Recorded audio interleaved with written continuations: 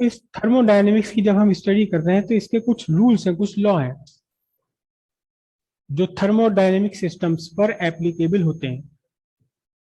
3 law हैं, first law, second law, third law. नहीं कहते हम इन्हें, हम इन्हें कहते हैं zeroth law, first law and second law. क्योंकि जीरोथ लॉ फर्स्ट लॉ की डिस्कवरी के बाद बना था, तो उसको पहले रखने के लिए जीरोथ लॉ कह दिया। इससे पीछे हमने पिछले लेसन में पढ़ा था टेम्परेचर क्या है। Temperature is the physical quantity which decide the kinetic energy of A thermodynamic system. हाँ, कल गैस सिलेंडर है आपका, वो एक थर्मोडायनेमिक सिस्टम है। और सबने देखा होगा ये, आजकल इस मौसम में तो बहुत ज्यादा, कि शादी का फंक्शन है, हलवाई ने सिलेंडर लगा रखा, वो डाउन हो गया, खत्म होने वाला है, तो तुरंत हलवाई क्या करता है, उसे टब में रखता है, उसके ऊपर पानी डालना शुरू कर देता है गरम गरम। वो 10-15 मिनट के लिए और चल जाता है, गर्म पानी में डाल देता है। तो वो सिलेंडर अपने आप में एक थर्मोडायनेमिक सिस्टम है। उसका टेम्परेचर रिड्यूस हो जाता है जब गैस बाहर निकलती है। पढ़ेंगे हम इसे कि गैस बाहर निकलने से टेम्परेचर क्यों रिड्यूस होता है। तो प्रेशर डाउन हो जाता है, काइनेटिक एनर्जी कम हो गई मॉलिक्यूल्स की टेम्परेचर डाउन होने से। काइनेटिक एनर्जी कम होगी तो वो कम फोर्स के साथ वॉल्स के साथ टकराएंगे। जब कम फोर्स से कम मोमेंटम ट्रांसफर करेंगे तो क्या हुआ, प्रेशर डिक्रीज हो गया, उसका गैस चलना बंद हो गया। उसे पता है कि इसकी काइनेटिक एनर्जी बढ़ा दो। कैसे बढ़ा दो, because kinetic energy depends only on temperature. तो गर्म पानी की लेकर के एक टब में उसके में खड़ा कर देता है सिलेंडर को, या सिलेंडर के ऊपर गर्म पानी डाल दिया, काइनेटिक एनर्जी बढ़ गई, प्रेशर बढ़ गया। तो temperature decide only kinetic energy of molecules of a ideal gas. वो सॉरी, किसी किसी भी चीज की हो, चाहे वो गैस हो, सॉलिड हो, लिक्विड हो, केवल काइनेटिक एनर्जी डिसाइडेड होती है, किससे डिसाइड होती है, टेम्परेचर से। पोटेंशियल एनर्जी का इसमें कोई रूल नहीं। लेकिन अगर हम बात कर रहे हैं आइडियल गैस के लिए, तो क्योंकि आइडियल गैस की पोटेंशियल एनर्जी होती ही नहीं, उसमें है ही क्या, केवल काइनेटिक एनर्जी। तो इसलिए आइडियल गैस के लिए टोटल एनर्जी कौन डिसाइड करता है, टेम्परेचर, क्योंकि वहां है ही नहीं पोटेंशियल एनर्जी। लेकिन अगर आइडियल गैस नहीं है, कोई रियल गैस है या कोई और दूसरा मटेरियल है, तो temperature decide only it's kinetic energy, potential energy से कोई मतलब नहीं। जबकि टोटल एनर्जी है क्या, sum of potential energy plus kinetic energy. अब अगर आइडियल गैस में काइनेटिक एनर्जी ही है, पोटेंशियल एनर्जी है ही नहीं, तो आइडियल गैस की टोटल एनर्जी भी क्या है, काइनेटिक एनर्जी। तो जो फैक्टर काइनेटिक एनर्जी डिसाइड कर रहा है, वही फैक्टर टोटल एनर्जी डिसाइड कर रहा है। लेकिन अगर आइडियल गैस नहीं है, तो temperature decide only kinetic energy, do not decide total energy. Total energy का कोई मतलब नहीं। ओके, हाँ, तो टेम्परेचर की बात थी। पीछे हमने पढ़ा था कि temperature is a physical quantity that decide the kinetic energy of particles of a thermodynamic system। हमने वहां सिर्फ इसको वर्ड बोला था गैस, लेकिन गैस के लिए नहीं, थर्मोडायनेमिक सिस्टम के लिए एप्लीकेबल है। कोई सा भी थर्मोडायनेमिक सिस्टम हो, सिंपल सी बात है, जब आप चाय के लिए अपना पानी गर्म कर रहे हैं, उबाल रहे हैं, तो आप हीट दे रहे हैं, हीट देने से क्या हुआ, काइनेटिक एनर्जी उसमें मॉलिक्यूल्स की बढ़ जाती है। आपको दिखाई देता है उथल पुथल मच गई इसके अंदर, काइनेटिक एनर्जी बढ़ गई। काइनेटिक एनर्जी बढ़ने का मतलब टेम्परेचर बढ़ गया। तो टेम्परेचर डिसाइड करता है kinetic energy of particles of A thermodynamic system.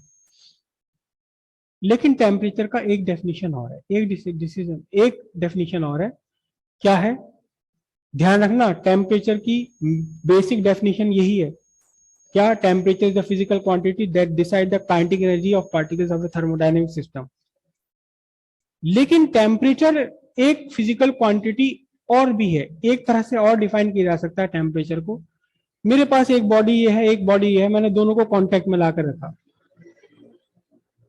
और मैंने देखा कि इन दोनों के बीच में कोई भी हीट का एक्सचेंज नहीं हो रहा।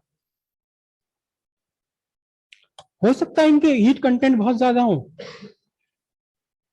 एक बाल्टी भरा हुआ पानी है,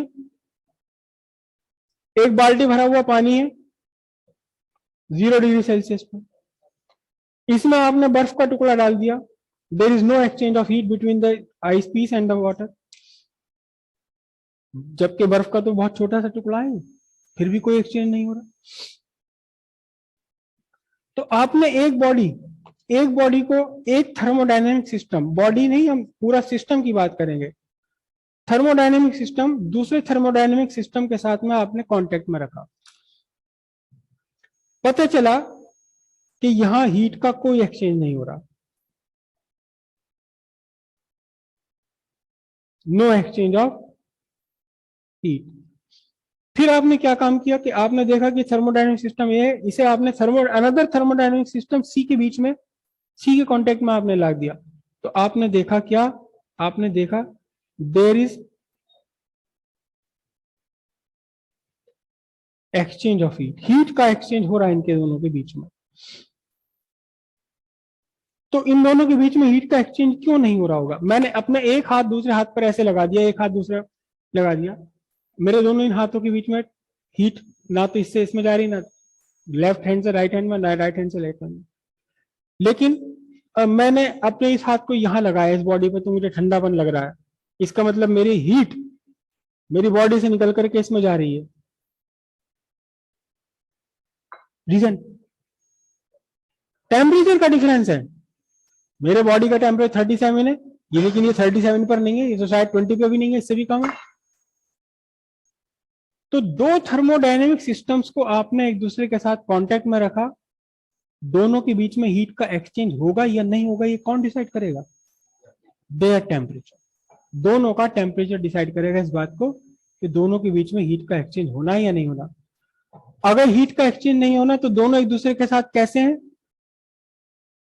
दोनों एक दूसरे के साथ कैसे हैं? थर्मल इक्विलिब्रियम में। अगर हीट का एक्सचेंज हो रहा है तो दोनों एक दूसरे के साथ थर्मल इक्विलिब्रियम में। तो अगर हम टेम्परेचर को थर्मल इक्विलिब्रियम के टर्म्स में लेकर आए तो क्या कहलाया जाएगा? टेम्परेचर क्या है अगर हम थर्मल इक्विलिब्रियम के रेफरेंस में टेम्परेचर को बोले? कोई बता सकता है? Raise your hands. मेरे इन दोनों हाथों के बीच में कोई भी हीट का एक्सचेंज नहीं हो रहा, मतलब दोनों के दोनों थर्मल इक्विलिब्रियम में, इस टाइम दोनों थर्मल इक्विलिब्रियम में। लेकिन मेरे इस हाथ और इसके बीच में हीट का एक्सचेंज है, मींस ये दोनों थर्मल इक्विलिब्रियम में नहीं है। तो क्यों नहीं है? क्योंकि इनका टेम्परेचर डिफरेंट है। क्यों है थर्मल इक्विलिब्रियम में? क्योंकि इनका टेम्परेचर सेम है। तो temperature is the physical quantity which decide whether a thermodynamic system is in thermal equilibrium with another thermodynamic system kept in contact। दो थर्मोडायनेमिक सिस्टम जब कांटेक्ट में रखे जाएं, वो एक दूसरे के थर्मल इक्विलिब्रियम में है या नहीं है, ये कौन डिसाइड करेगा? टेम्परेचर। ओके, लेकिन टेम्परेचर की बेसिक डेफिनेशन कौन सी? वही वाली जो हमने काइनेटिक एनर्जी पर दी थी। ठीक है, हेडिंग डालते हैं हम, zeroth law of thermodynamics and temperature. zeroth law of thermodynamics and temperature। Temperature is the physical quantity which decide whether two thermodynamic systems kept in contact are in thermal equilibrium or not। In other words, there exists only one scalar physical quantity called temperature that decide thermal equilibrium between two thermodynamic systems। तीन system है मेरे पास, तीन thermodynamic system है। Thermodynamic system A, thermodynamic system C and another thermodynamic system B। मैंने A और C को आपस में कांटेक्ट में रखा, देखा कोई हीट का एक्सचेंज नहीं है, तो फिर आप क्या कहेंगे? Thermodynamic system A and thermodynamic system are इन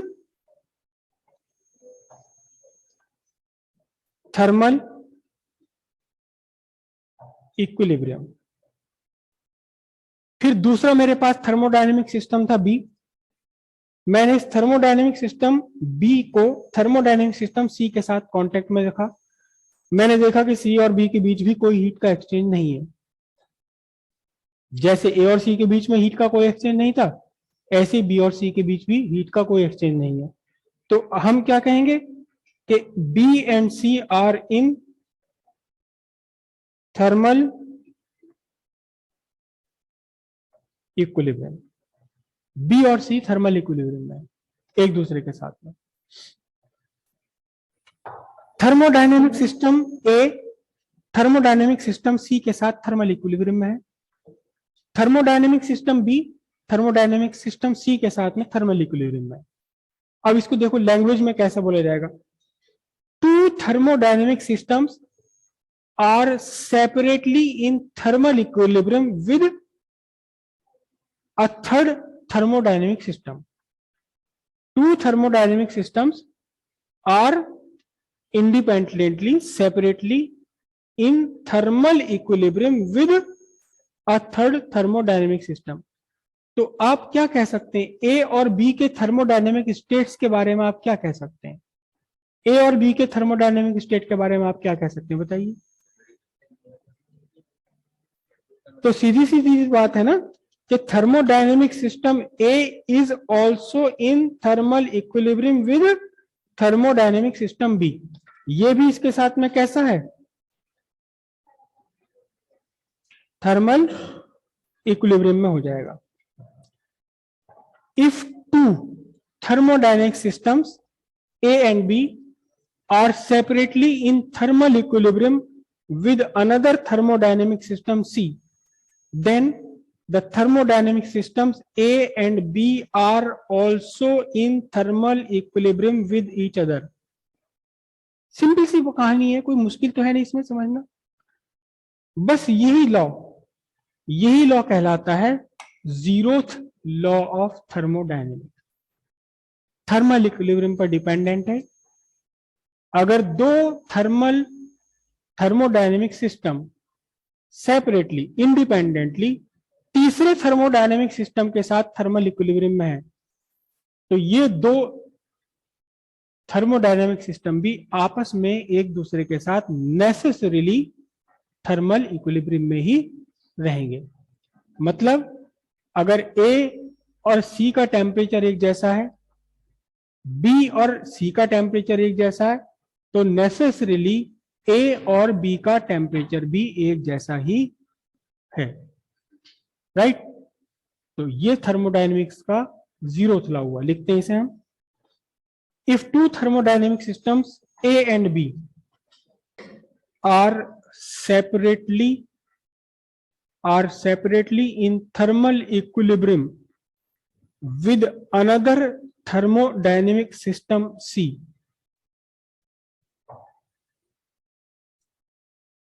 क्या लिखा आपने? If two thermodynamic systems A and B are separately in thermal equilibrium with another thermodynamic system C, comma the thermodynamic systems A and B are also in thermal equilibrium with each other. This law is called zeroth law of thermodynamics.